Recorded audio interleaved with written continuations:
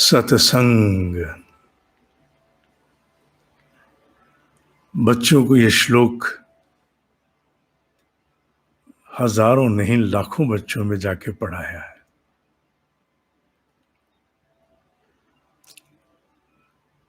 बहुत शिकायत होती है हमारी सबकी, मेरी, आपकी। मन टिकता नहीं है, बुद्धि स्थिर नहीं है, शांत नहीं रहता मन, बड़ा कूदता रहता है। कृष्ण कहते हैं, न अस्ति बुद्धि अयुक्तस्य। अयुक्त की बुद्धि स्थिर नहीं रहती। यहां संकेत में बहुत कुछ कहा गया है। मूल शब्द पर जाओगे तो शब्द बहुत थोड़े हैं, इसमें ढूंढोगे वो कहां स्थिरता कहां लिखा है इसमें कि बुद्धि स्थिर नहीं रहती। शब्द थोड़े हैं, संकेतों के द्वारा ब्रह्म ऋषि विस्तार देते हैं। जो अयुक्त, अयुक्त कौन? जिसमें संयम नहीं है, कंट्रोल नहीं है। किसमें नहीं है? बल्कि ये प्रश्न ज्यादा उत्तम होगा, किसमें है? पृथ्वी पर गिने चुने होते हैं जिनका वास्तविक पूरे मन की वृत्तियों पर नियंत्रण होता है।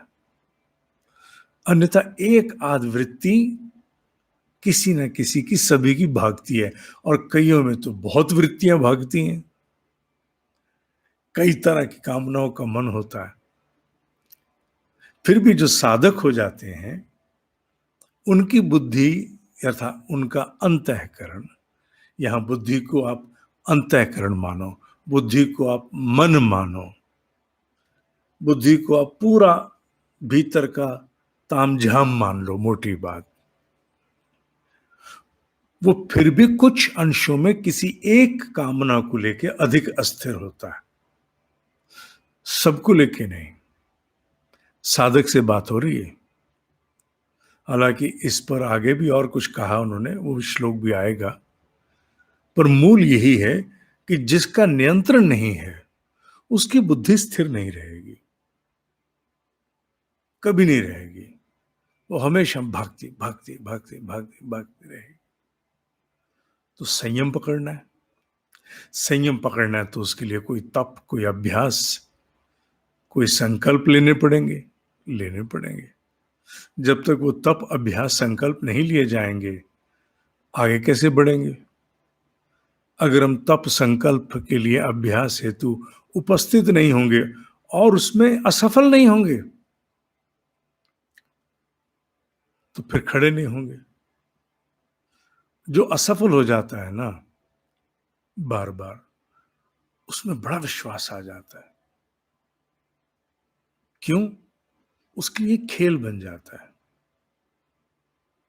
खेल बन जाता है, उसे मालूम चल जाता है कि हाँ, मैं असफल होती हूं, पर मैं चाहूंगी तो मैं सफल भी हो जाऊंगी। ये भाव सामान्य व्यक्ति में नहीं होता, साधक में होता है। एक साधक के भीतर ये भाव होता है, मैं चाहूंगा, मैं चाहूंगी तो मैं कर जाऊंगा, कर जाऊं। सामान्य व्यक्ति हवाओं के सहारे होता है, इधर थपेड़ा उधर साधक ने। अच्छा, फिर साधक अपने आप से ये पूछता नहीं, तू चाहता क्यों नहीं भाई? चाहती क्यों नहीं? अयुक्त क्यों बने हुए हो? ना अस्ति बुद्धि अयुक्तस्य। क्यों? वो मुहूर्त आने में कई बार वर्षों लग जाते हैं। जिस दिन पैर पटक के वो कहता, हाँ मैं चाहता हूं संयम, ये वाला, अपने वाला, मैं चाहती हूं से अपने वाला, जिस दिन पैर पटका जाता है उस दिन हो जाता है। ये चाहने और ना चाहने के बीच की जो यात्रा है ना, ढिलपुल ढिलपुल ढिलपुल ढिलपुल ढिलपुल, वो ढिलपुल का रस बड़ा विचित्र होता है, बहुत रस आता है ढिलपुल में। जीवन जीने में बड़ा मजा आता है। तमस, तमस, तमस, इस ढिलपुल के बीच की यात्रा मनुष्य को लगता है यही सुख है नहीं, लगता है ये सुख है। बिल्कुल बिल्कुल। और आवाज आती है, जिस दिन मैं चाहूं उस दिन कर लूं। कब चाहोगे? कब चाहोगे? और ये भीतर प्रश्न और ये जिसे कहते हैं हंस देना, ये चलता है कितना समय? हो सकता है ये 70 साल भी चल सकता है, 80 साल भी चल सकता है, अगले जन्म तक भी जा सकता है। पर ये जो गिगलिंग है ना भीतर की, हंस लेना, ये चलता है। न अस्ति बुद्धि अयुक्तस्य न च अयुक्तस्य भावना। और जो अयुक्त है, ना उसकी बुद्धि स्थिर होगी, अर्थात भीतर का अंतःकरण स्थिर होगा। जब स्थिर ही नहीं होगा तो किसी एक भाव पर वो आरूढ़ नहीं हो पाएगा, वो किसी सार्थक भाव को जन्म नहीं दे पाएगा, चाहे लौकिक सफलता हो या आध्यात्मिक, उसके बस की नहीं।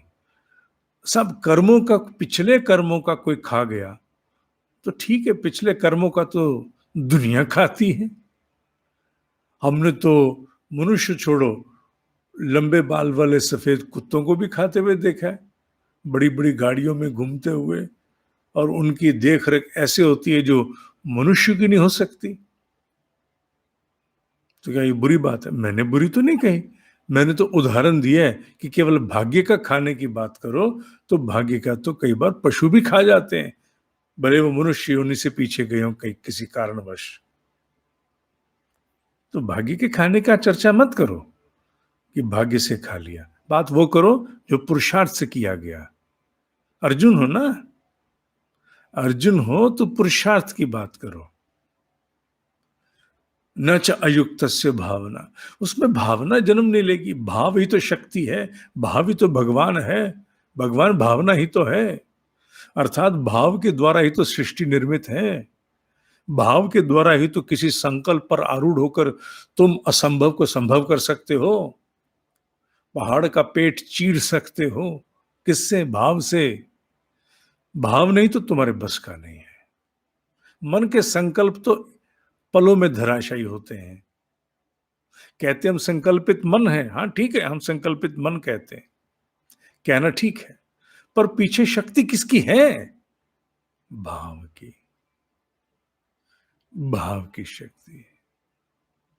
इसीलिए कहा जिसकी बुद्धि टिकी नहीं, इसका मन टिका नहीं है, उसमें भाव जन्म ही नहीं लेगा।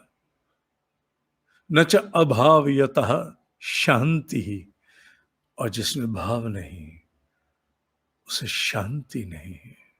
शांति बड़ा गहरा शब्द है, बड़ा गहरा शब्द है। इसकी व्याख्या बहुत सरलता से नहीं हो सकती।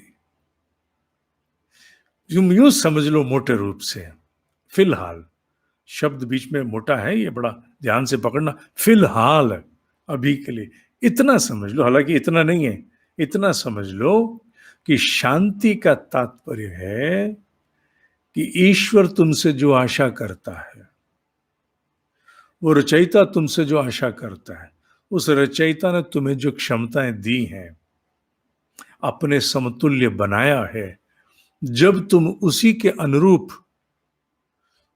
अनुरूप अपना कार्य क्षेत्र आरंभ करते हो, अर्थात रचयिता का राजकुमार बन करके, भोगने के लिए नहीं, जिम्मेवारी पूरी करने के लिए, पूरी सृष्टि के प्रति, उस अवस्था में जो कुछ होता है उसे शांति कहते हैं। मोटे रूप से कहें, जो, जब, जहां, जैसे जैसे होना चाहिए हो तो वो शांति है।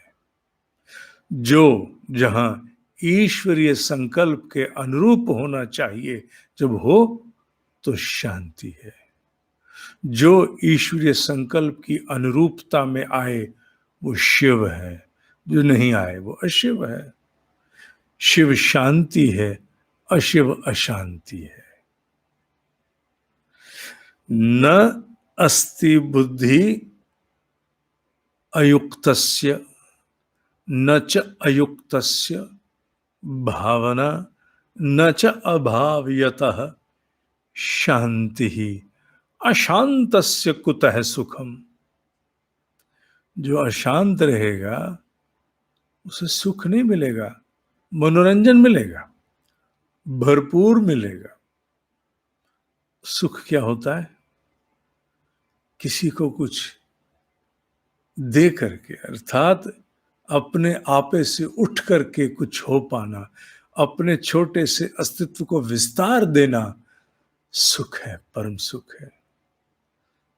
जब हम अपने भय से नहीं, हम जगत के लिए जप तप की ऊर्जा आकाश को अर्पित करते हैं, वो सुख है। मैं कुछ कर पाया, मैं कुछ कर पाई, ये सुख है। मैं केवल खाने पीने सोने और केवल अपने छोटे से परिवार तक ही नहीं सीमित रहा, उससे आगे भी गया, गई, कुछ किया, ये सुख है। मनुष्य होने के हस्ताक्षर, मनुष्य होने के, मनुष्यत्व के बोध के हस्ताक्षर सुख है। सुख गहरा है, जो सुविधाओं में नहीं होता।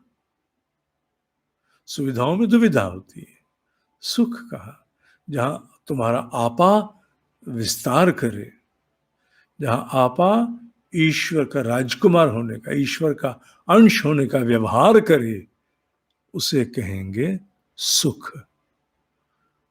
और जब कड़ी पूरी टूट गई, पूरी चेन है, बुद्धि स्थिर नहीं, भावना जन्म नहीं लेगी, भावना जन्म नहीं लेगी, अशांत रहोगे, अस्त व्यस्त रहोगे, व्यस्त रहोगे, वेरी बिजी, अस्त रहोगे।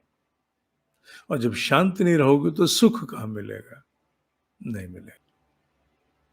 ओम ही सत्य है, ओम ही सत्य है, ओम ही सत्य है।